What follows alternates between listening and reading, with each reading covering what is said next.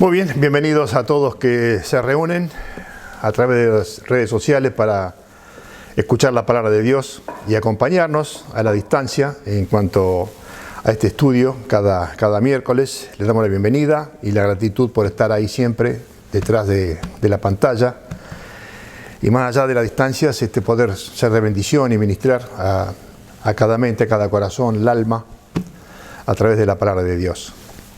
En estos momentos, el Salmo 119, si me acompañan allí como disparador de lo que queremos decir, en este momento, Salmo 119, 168, dice: he guardado tus mandamientos y tus testimonios, porque todos mis caminos están delante de ti. He guardado tus mandamientos, tus testimonios, porque todos mis caminos están delante de ti. Y en esta oportunidad, hablar del concepto de caminos. Nuestros caminos están delante del Señor, en el sentido de que Él sabe, Él conoce, y entendiendo, por contexto bíblico, que Él ya ha estado ahí.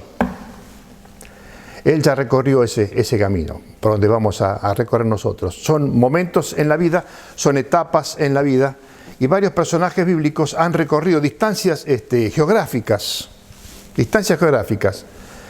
Y en esta oportunidad, ver algunos personajes, porque esos caminos que han recorrido han tenido ciertas características en relación a su vida, a su relación con el Señor, a un llamado de Dios, a errores cometidos, pero todo esto estaba delante del Señor. Todos mis caminos están delante de ti. Entonces, etapas en la vida de algunos personajes bíblicos que recorrieron distintos tipos de caminos. Vamos a Éxodo capítulo 2. Nos encontramos con Moisés aquí, nuestro primer personaje que queremos hablar. Y aquí en Éxodo 2 dice lo siguiente, después que tiene el incidente con los 2 egipcios a los cuales él mata. Dice versículo 15, oyendo Faraón acerca de este hecho, cuando Moisés mata al egipcio y lo entierra en la arena, oyendo Faraón acerca de este hecho, procuró matar a Moisés, pero Moisés huyó de delante de Faraón y habitó en la tierra de Madián. Y aquí tenemos esta primera etapa, este camino que recorre por primera vez Moisés, de Egipto a Madián. Un camino signado por la insensatez. Tiene que huir. Y allí está nuestro personaje ahí. Pero Moisés huyó y habitó en tierra de Madián. A veces nuestros impulsos nos hacen recorrer caminos difíciles. Y frente a la insensatez, Moisés tuvo que aprender la entrega de ese momento en la vida cuando él realmente, en medio de mucha confusión, comete un error, se equivoca. Y él mató a una persona, a un egipcio que maltrataba al pueblo de Israel. Y esa equivocación lo hace huir. Ese error, ese homicidio cometido, lo hace huir. Lo enfrenta con él mismo, con el pueblo de Israel, con Faraón mismo. Entonces huye. Como dije antes, nuestros impulsos nos hacen recorrer caminos difíciles, un camino de insensatez, donde Moisés va a encontrar uno de los primeros encuentros con la gracia, misericordia de Dios, la justicia de Dios, para volver a Egipto después y llegar a ser lo que fue Moisés. Pero este momento en la etapa de Moisés recorre un camino de sujeción, donde él progresivamente y paulatinamente fue dándose cuenta de todo lo que había pasado, de todo lo que estaba pasando, sin saber lo que podía llegar a pasar más adelante. un camino de sujeción, de entrega, fruto de la insensatez. Proverbios 19, versículo 13, dice: la insensatez del hombre tuerce su camino, luego contra Jehová irrita su corazón. La insensatez del hombre tuerce su camino. Proverbios 19, 13. La insensatez tuerce el camino, nos saca de eje, nos hace desviar. Son nuestros impulsos. No está Dios en medio de esta decisión. Nuestras decisiones nos hacen caminar y recorrer un camino muchas veces equivocados. Así que, de Egipto a Madián, frente a la insensatez, entrega. Y él aprende allí que es un camino de sujeción. Y de cambios. Porque fíjate que este periodo en la vida de Moisés fueron 40 años. 40 años en Egipto, 40 años en Madián. Y él allí crece, aprende, forma su familia y tiene la vida armada en Madián. Hasta tiene un hijo llamado Gerson. Forastero fui en tierra ajena, en el significado del nombre del hijo de Moisés. Pero tuvo cambios, un cambio de carácter. Fíjate que en números 12 el registro bíblico dice que él es el hombre más manso habido sobre la tierra. Y había salido de un homicidio. Un tipo temperamental, impulsivo, quizá poco arrogante, poco soberbio. Podemos poner algunos condimentos allí para armar la personalidad de Moisés, formado en la cultura egipcia, enseñado, influenciado, marcado por eso. Y sale huyendo de un camino de insensatez, de Egipto a Madián, por la vergüenza, por el temor. Y en ese camino surgen cosas, en ese periodo de tiempo, en ese camino recorrido, marcado por el impulso. Como dije antes, nos hace recorrer caminos difíciles. Y él cambia su carácter, cambia su voluntad, cambian sus tiempos, porque en Éxodo 2:23 va a mencionarse allí que después de muchos días, años, obviamente, muere Faraón. Y después en el capítulo 3, versículo 10, el Señor le dice: ven por tanto, ahora. Le cambia los planes, los tiempos. Él tenía la vida armada en Madián, con su suegro, con su esposa, con un propósito secular en la vida, con cierta seguridad. Habían pasado ya 40 años a todo esto. Muchas cosas pasaron. Y allí Dios estaba en sus mientras el Señor acomodaba las piezas del tablero en su soberanía en los tiempos. Le llevó 40 años a Moisés estar listo para lo que Dios tenía para él.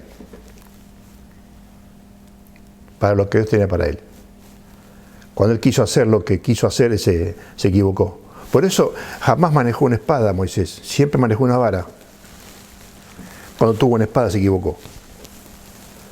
La vara de Moisés, cuando vuelve a Egipto, es la vara de la autoridad espiritual, la autoridad moral, la sentencia espiritual, el crédito, la confianza de liderazgo, guía.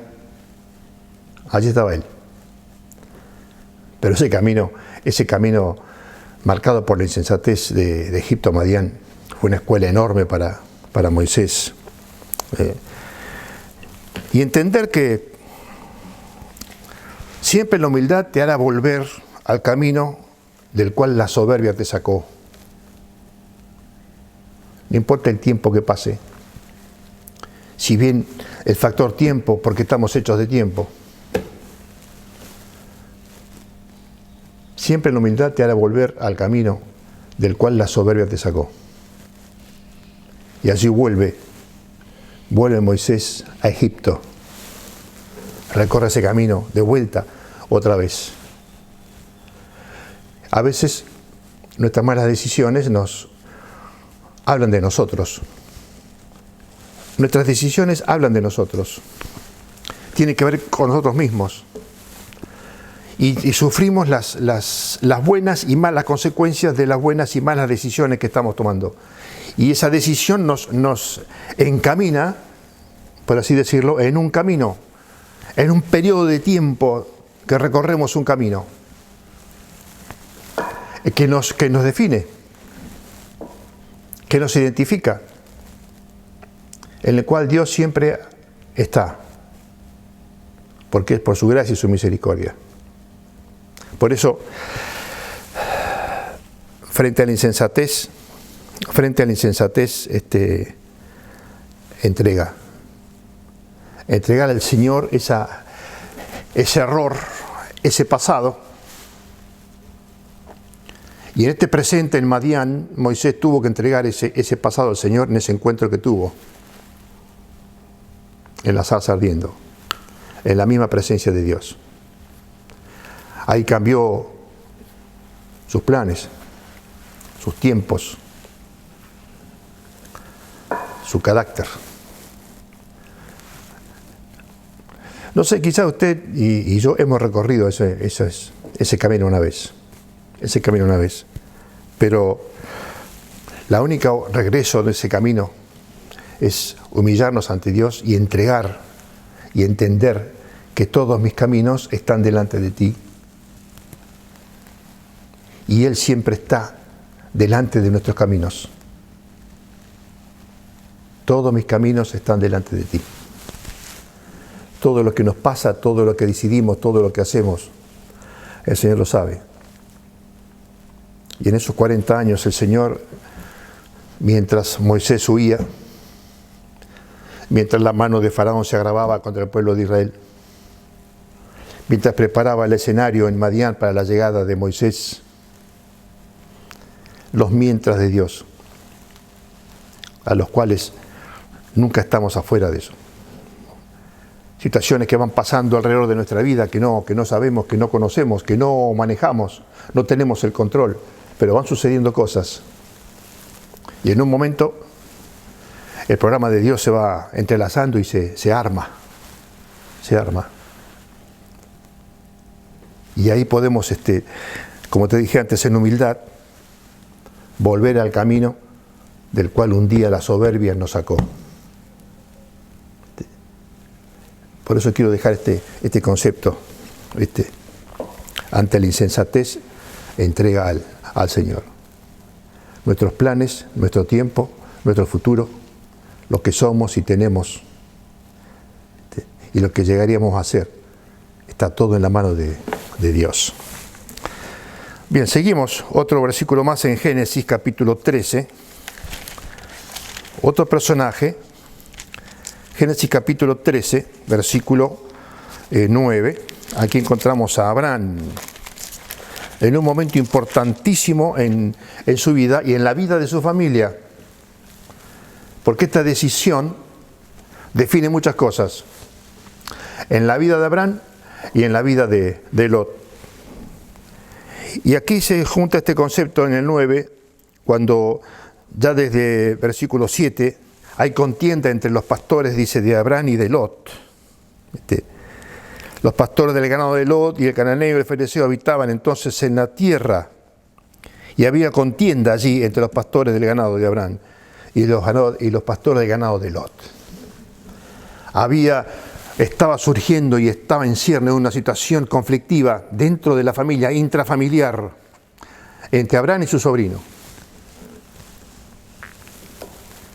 Que esa relación de Abraham con su sobrino, porque su padre había muerto, él quiso hacer un gesto de solidaridad, de misericordia para con Lot, y se lo llevó con él. Cuando el programa de Dios para Abraham era: deja tu tierra y tu parentela. Fíjate a qué punto quiero decir esto, que en Génesis 13, versículo 14, y Jehová dijo a Abraham, o sea, vuelve Dios a hablar con Abraham, dice, después que Lot se apartó de él. Después que Lot se apartó de él. Vuelve otra vez la voz de Dios a Abraham, una vez que Lot se apartó. Cuando Abraham pone las cosas en orden, en ese camino de Betel a Canaán, un camino de separación, frente al incompatible, separación.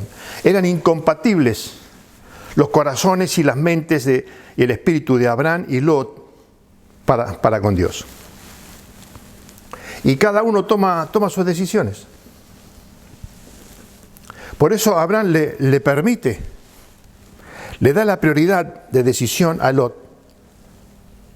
Y si vos vas a la izquierda, yo voy a la derecha. Si vos vas al norte, yo voy al sur. ¿Viste? No vas altercado. Porque esa relación iba a desembocar en una discusión, en un altercado, como sus propios pastores estaban discutiendo. Ellos todavía no lo estaban haciendo, pero esa discusión iba a llegar a ellos. Y el perjuicio sería mayor. Entonces, anticipándose a una situación de conflicto intrafamiliar, Abraham presenta la premisa del desvincularse de la relación entre Abraham y Lot. Dice, si vos vas a un lado, yo voy al otro. No haya altercado entre nosotros. Entonces Lot decide.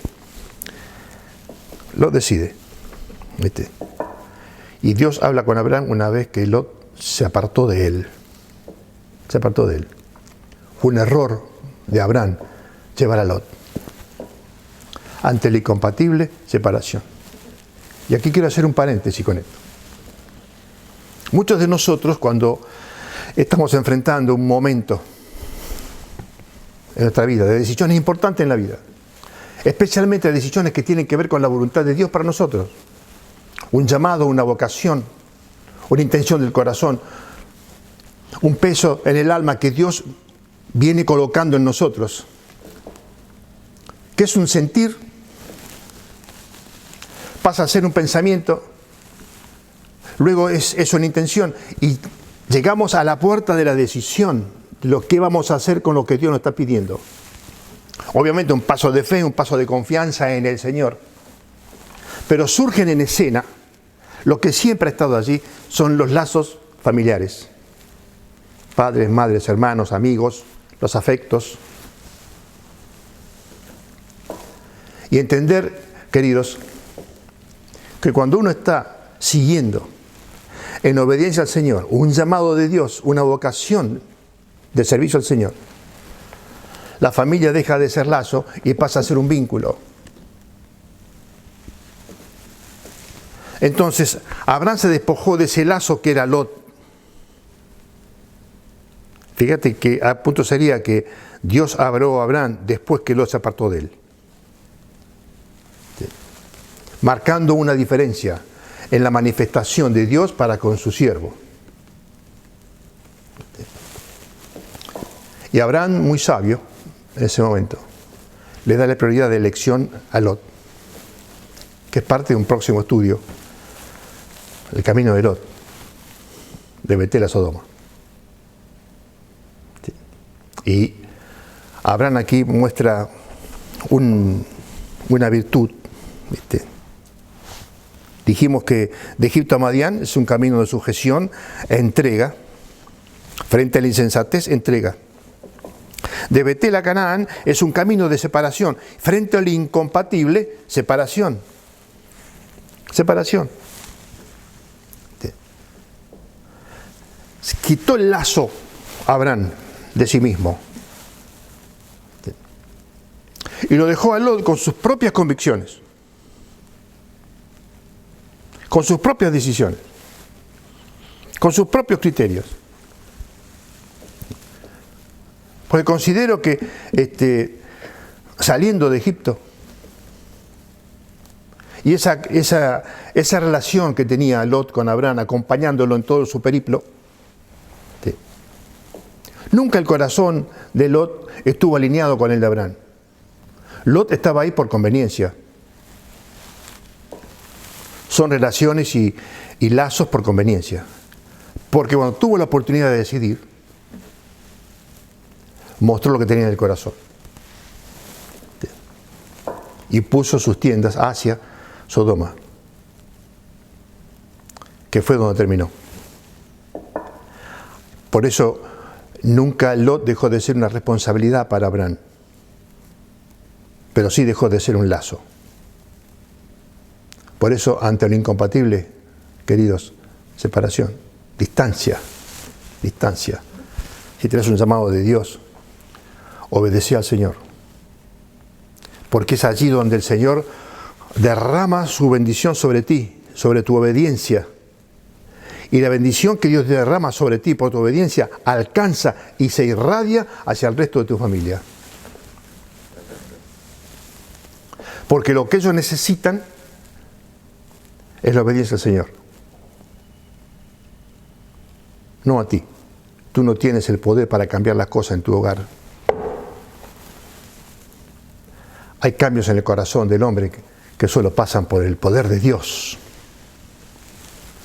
Y un corazón que se abre y se predispone a la obra de Dios en su vida. Porque esas relaciones que impiden desarrollo espiritual a alguien que obedece al Señor y quiere servir al Señor, es obra del diablo, que te engaña y que de repente te pone en el escenario como si fuese vos el salvador de la familia. Error. Ellos necesitan de Dios, tanto como tú. Entonces, Abraham nos enseña la lección aquí. De Betel a Canaán, un camino de separación. Frente a lo incompatible, separación. Y aquí está la actitud. Dijimos entrega en Moisés, ¿no es cierto? Pero aquí está la renuncia. Abraham renuncia. Renuncia al afecto que tenía para con Lot, renuncia y coloca todo en la mano de Dios. Lo coloca allí. Renuncia a sí mismo en los proyectos que podía llegar a tener con Lot. Y todo lo que en la mente o en el corazón de Abraham estaba pasando por allí en relación a los afectos, Abraham renuncia a eso. La renuncia, querido, en la vida cristiana y en el servicio al Señor, es una evidencia de madurez.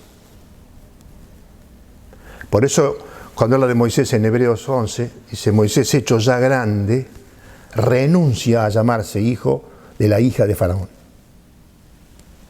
Y restablece una nueva escala de valores. Hechos ya grande. Son decisiones de grandeza. Cuando uno va en obediencia al Señor. Bien, seguimos. Seguimos aquí, por ejemplo, en Génesis mismo, en relación a Abraham. Llegamos a Génesis 22. Génesis 22, versículos 6 al 9, cuando él va a entregar a Isaac.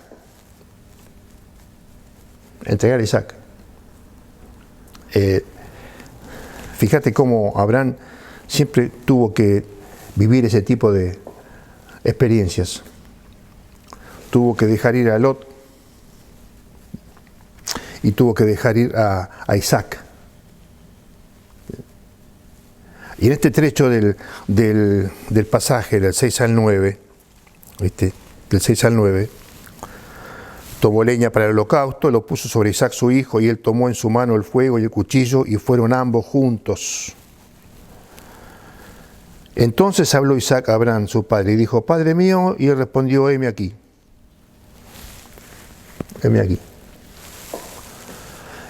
Heme aquí son respuestas marcadas aquí en este capítulo 22, cuando Dios lo llama a Abraham, versículo 1, probó Dios a Abraham y le dijo a Abraham, y él respondió, heme aquí. Ese heme aquí implicó un compromiso con lo que estaba escuchando. ¿Qué tienes para mí? ¿Qué es lo que tienes que decirme a mí? Después lo llama a su hijo. Isaac le dice, Padre mío, y dice, heme aquí. Heme aquí. Y después cuando va a sacrificar a Isaac, el ángel de Jehová le dice, Abraham, Abraham, detente. Y cuando lo llama en el versículo 11, y dijo, Abraham, Abraham, y respondió, heme aquí. Heme aquí. Las tres respuestas de Abraham en este capítulo 22 siempre lo mantuvieron dentro del enfoque en la voluntad de Dios. La obediencia al Señor. La obediencia al Señor. Heme aquí. Heme aquí.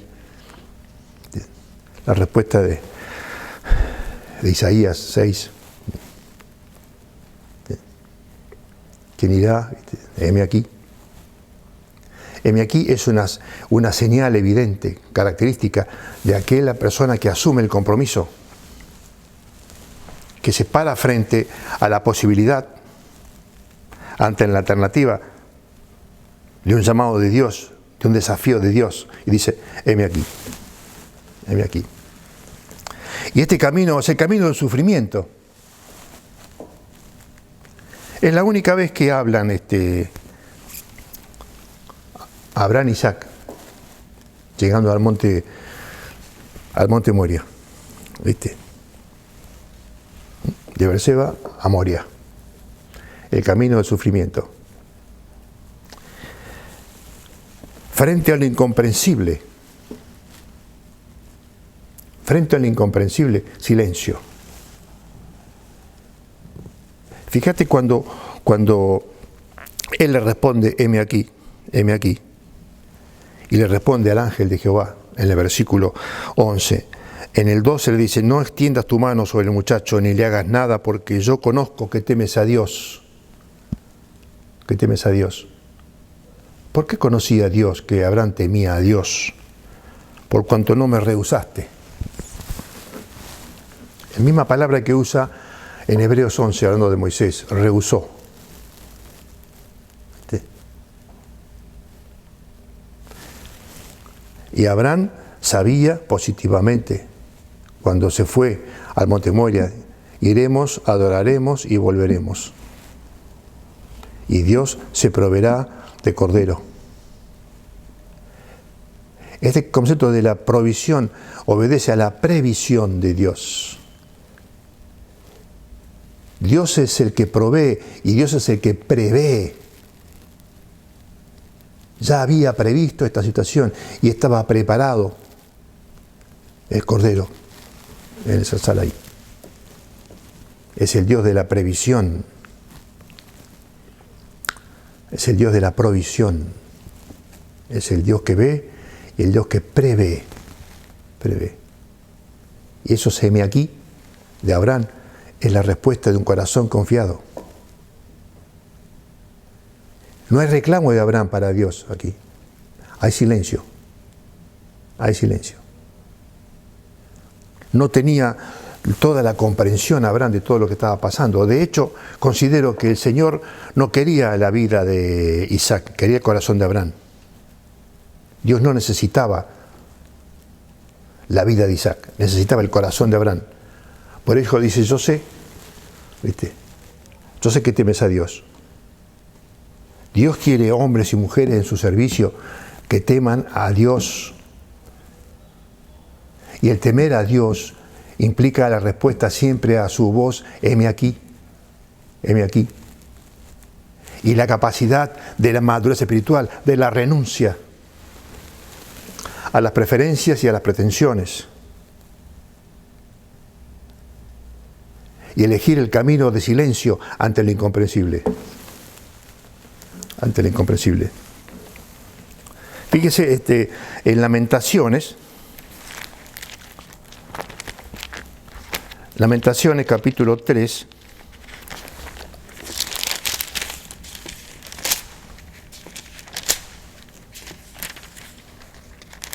versículo 20. Después que Jeremías ve lo que ve y pasa por lo que pasa, cuando habla del 19, acuérdate de mi aflicción y de mi abatimiento, del ajenjo y del ariel, lo tendré aún en memoria porque mi alma está abatida dentro de mí.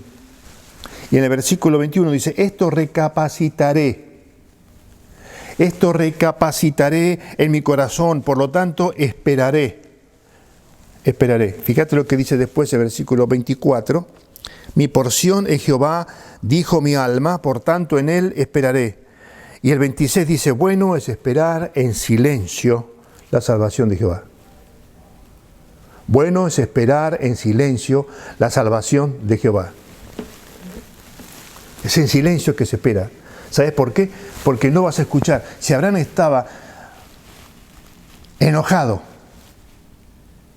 renegando de esta situación, de por qué tengo que entregar a mi hijo, si él estaría turbado y en turbación, atormentado, sin el descanso en la voluntad de Dios soberana, jamás hubiera escuchado al ángel decir, detente. Y hubiera sido un homicidio. Nuestros impulsos nos hacen recorrer caminos difíciles. En ese segundo de detenernos ante la insensatez, como Moisés. Y Abraham entendió eso. Y le dijo, heme aquí. No extiendas tu mano. Si uno hubiera escuchado, hoy la historia sería distinta. Ante el camino del sufrimiento, frente al incomprensible, ante lo incomprensible, silencio. No comprendemos tantas cosas que suceden a nosotros, a nuestros seres queridos, nuestros consiervos, a los ministerios, circunstancias que nos rodean, que nos parecen incomprensibles. No entendemos por qué, ni cómo, ni cuándo, ni dónde, ni para. Esa turbación nos priva de oír la voz de Dios y de decir, heme aquí. Por eso, Salmo 37:7, se espera, en silencio. Salmo 37 va a decir allí, versículo 37, versículo 7, va a decir allí, guarda silencio ante Jehová y espera en él. No te alteres. Fíjate lo que dice allí los negativos de este salmo. Dice, no te alteres, deja la ira, no te aires, desecha el enojo, no te excites.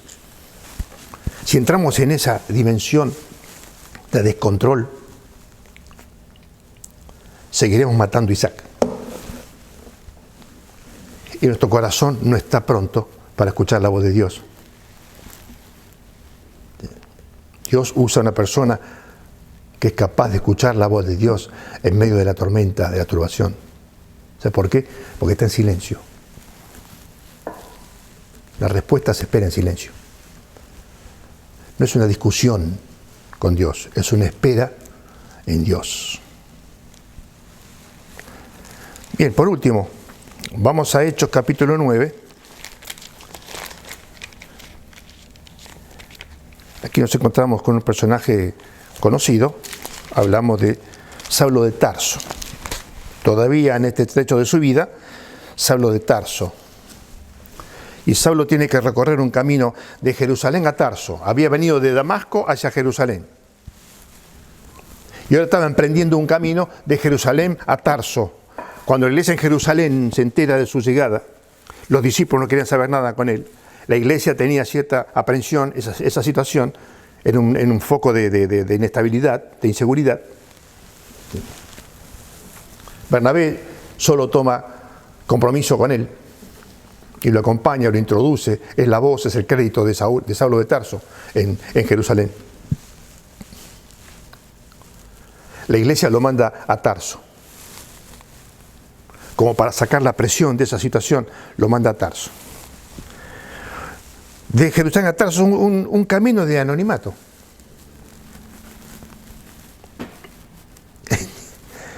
Saulo se perdió en el anonimato y apareció en su lugar, en Tarso. Allí fue. Allí fue.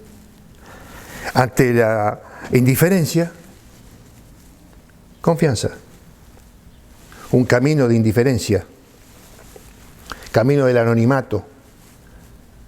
Frente a la indiferencia, confianza. Confianza. Que es el Dios que te sacó de Damasco porque te querían matar, Saulo. Te bajaron en una canasta. Es el Dios que a través de su siervo te abrió los ojos. Es el Dios que te hizo aprender un espíritu perdonador a través de Ananías. Ananías te perdonó. Puso la mano en tu hombro y te dijo, hermano Saulo. Es el mismo Dios que encaminó tu salida de Damasco y te trajo otra vez hacia Jerusalén. Es el que puso a tu lado un hombre como Bernabé.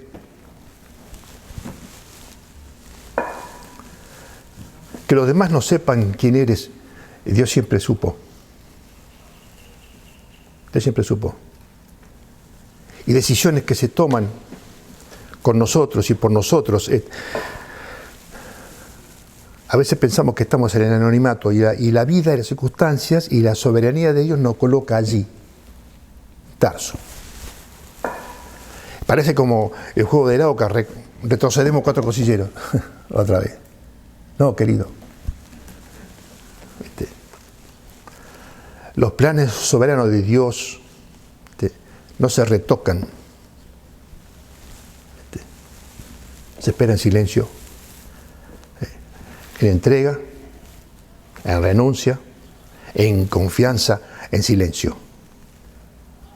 Y ante la indiferencia, confianza. Después Bernabé lo busca en Tarso y lo lleva a Antioquía. Y comienza allí, después de algunos versículos más, a ser Pablo. Hay un momento de Dios en la vida de los Saulos para llegar a ser Pablo. No todos los Saulos fueron Pablos, pero todos los Pablos fueron Saulos. El Señor nos saca desde ahí y nos guarda, nos esconde, nos prepara, nos coloca personas alrededor y después nos va sacando al escenario otra vez y nos coloca donde siempre quiso colocarnos, en la obra de Él. Pero a veces pasan momentos en el camino del anonimato, ante la diferencia, confianza, ¿viste? Por eso, Salmo 37, otra vez, ya cerrando lo que estamos diciendo en esta ocasión, en este culto, va a decir allí de confiar, ¿viste? Versículo conocido, encomienda a Jehová tu camino. Salmo 119, mis caminos siempre están delante de ti. Encomienda a Jehová tu camino y confía, y Él hará. Él hará. Él hará. Es más grande que lo incomprensible, es más grande que las injusticias, es más grande que la indiferencia, es más grande que lo incompatible. Él hará. Encomienda a Jehová tu camino. Esta palabra habla allí de entregar, de encomendarle al Señor eso. Es la confianza en el Señor. Vos vas a hacerlo mucho mejor que yo, porque eres Dios. Porque eres Dios. Encomendar es enfocarse hacia Él, en Él, para Él. Es mostrar la intención de un corazón hacia la voluntad de Dios, refugiarnos en su soberanía. más allá que pase lo que nos pase, encomendar y confiar. Nuestros caminos siempre están delante de Él. Querido, que sea de bendición estas palabras en este momento.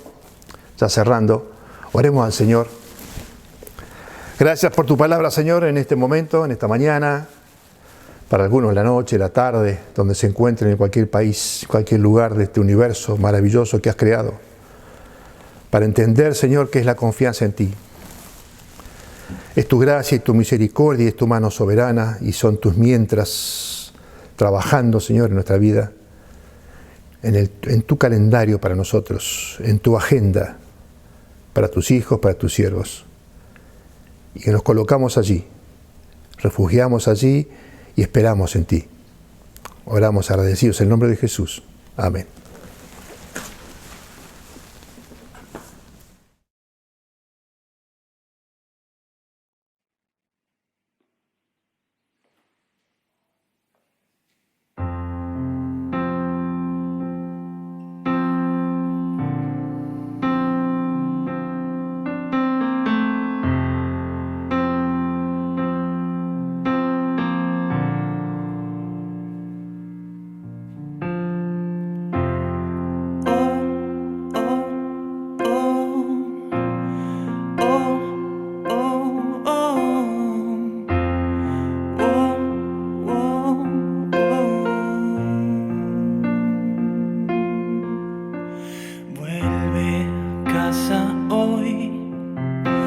Vuelve a comenzar de nuevo. Mira a tu alrededor. No eres parte de este mundo. Vuelve a empezar. Aún no todo está perdido. Dios quiere continuar una obra dentro tuyo. La vida es una sola y tienes que obedecer. No pierdas más el tiempo, no luches con él.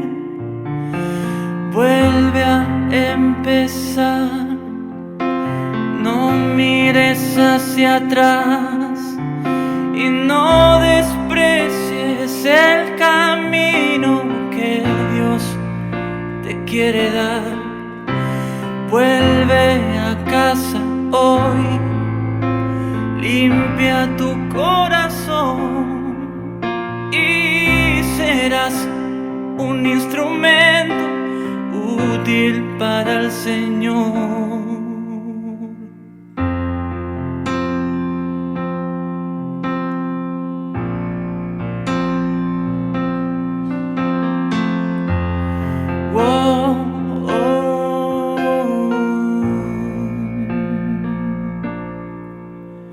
Vuelve a casa hoy, da tu vida por completo, porque Jesús murió por ti.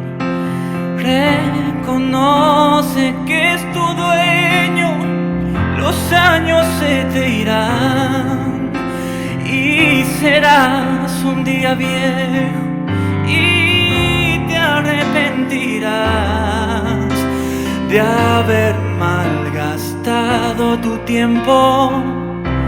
No habrá oportunidad para volver atrás. Dios llama, hoy es el tiempo, deja de pecar, porque y vuelve a empezar y no mires hacia atrás. Y no desprecies el camino que Dios te quiere dar, que Dios te quiere dar. Vuelve a casa en esta tarde, limpia tu corazón para ser un instrumento poderoso en las manos del Señor. Y no te quedes sin saber qué hacer. El Señor te busca para que vuelvas a estar con Él en oración, la comunión.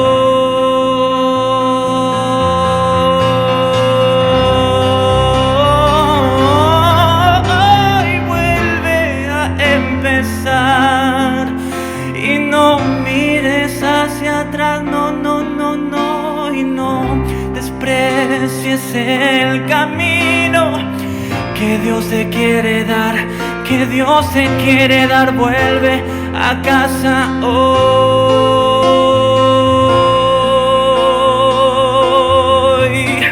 para ser un instrumento útil para el Señor.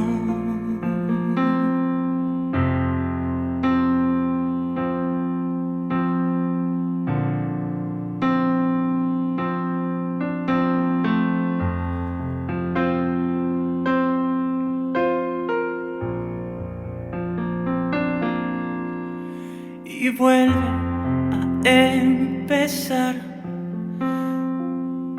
No mires hacia atrás ni lo que hiciste. Él ya te perdonó y te da una nueva oportunidad. Vuelve a casa hoy y limpia tu corazón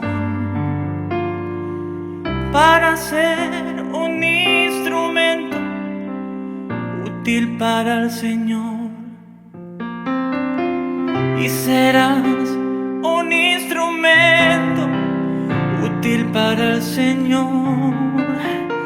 Y serás un instrumento